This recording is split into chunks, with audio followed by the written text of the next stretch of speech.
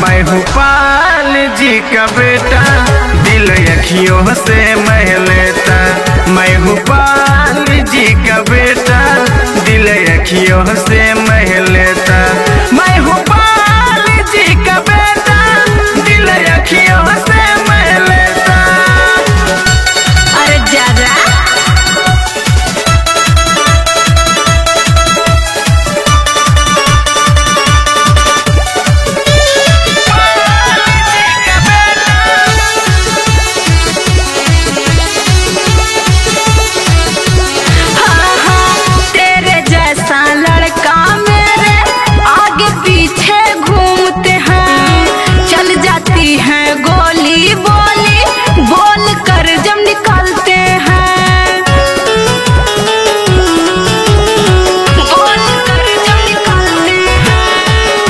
मैं तुझसे डरता हूँ ना तेरे मैं बाप से, ना मुझे डर गोली की, डरता है अपने आप से।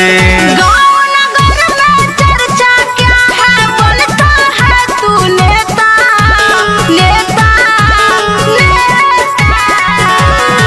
मैं हूँ पाल जी का बेटा, मैं हूँ पाल जी का बेटा, दिल अखियों से मह लेता। मैं हूँ पाल जी का बेटा, दिल अखियों से मह लेता। मैं हूँ पाल जी का बेटा, दिल अखियों से मह लेता।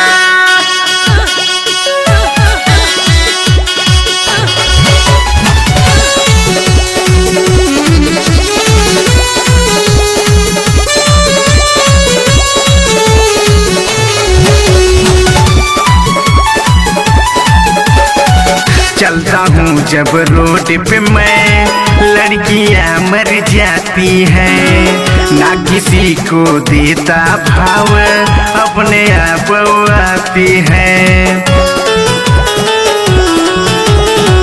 अपने आप आती हैं। कह रही हूँ बात समझ ले, ए लैला के दीवाने, बीत गया है जमाना, छोड़ दे सपने सजाने।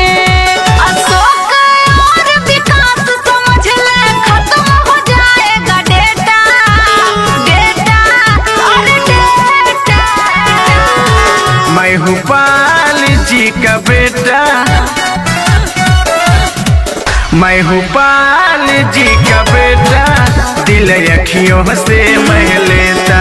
मैं हूँ पाल जी का बेटा, दिल अखियों से मह लेता।